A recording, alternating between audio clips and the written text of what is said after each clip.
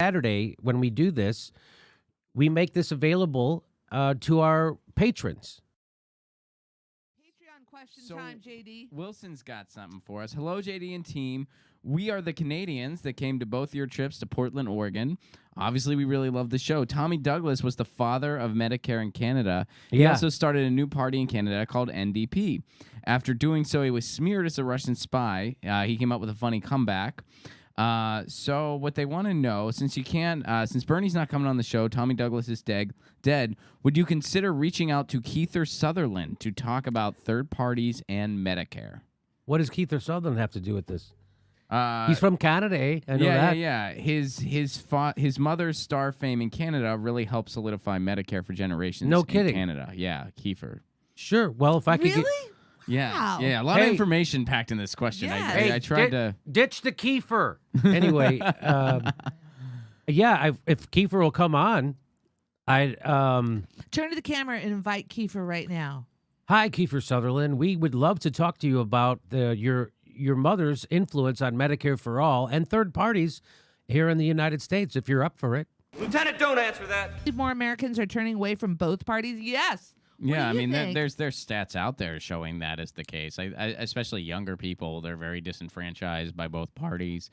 They're wanting to be independents more. The Democrats are, even with such an unpopular president like President Trump, the Democrats are still bleeding numbers. Right. Like they're losing people constantly. So yeah, there's a lot of disenfranchisement with the system. It's what actually got Trump elected.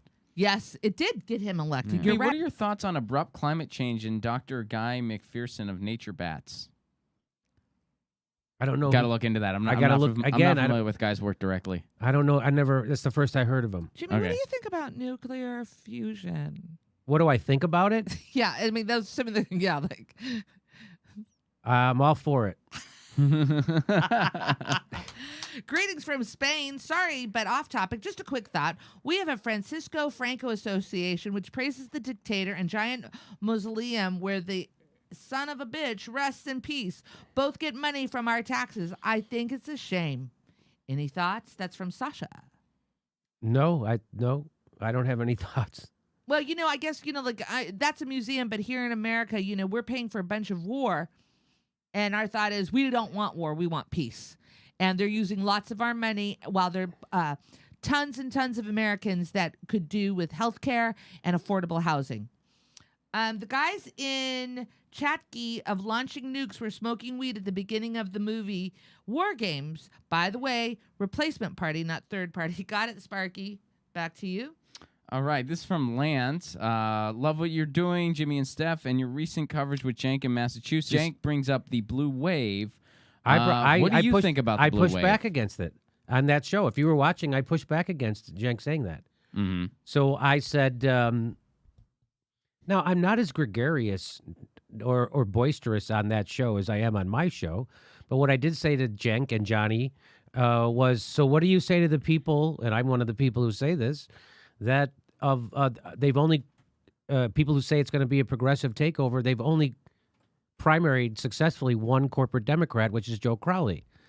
And I don't remember exactly what Jenk said back to that, but it was, no, we're this is how it happens. And they start to give the number of all the primaries that Justice Democrats and Our Revolution and all these have. I go, yeah, but most of those are in red state or in red districts. They're not going to win. And we still have Nancy Pelosi who's doing PAYGO. We have Nancy Pelosi who's doing frickin' PAYGO. I mean, that's just, there's no way that, anyway. So that's what we already had that push back and forth. So that's, again, I hope I'm wrong, by the way. And it wouldn't be good for me. I would have egg on my face a little bit, but how does a party get reformed from the inside? Is there evidence of this happening in the past?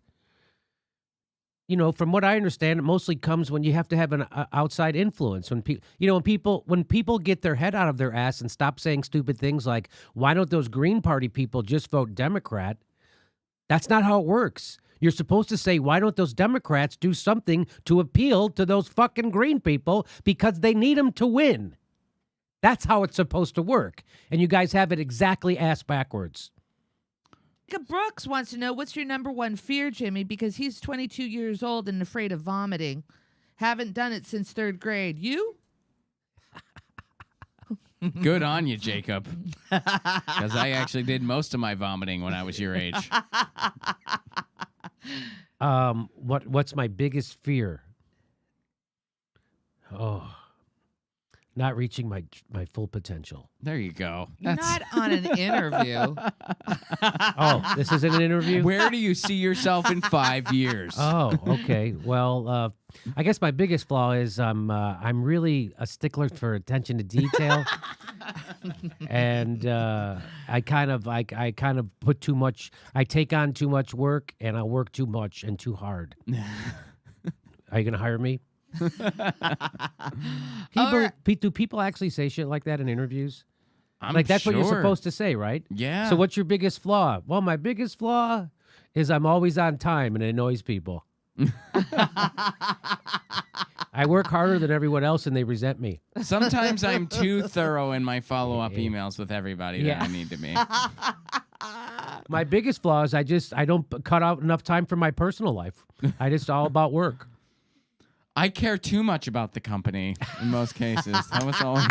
My biggest flaw is I'm always putting the company in front of my own needs. Even when I had a kid, I didn't care. I didn't go to his baseball games. I don't even know what grade he's in. I don't know his name. But I got one. I got a kid.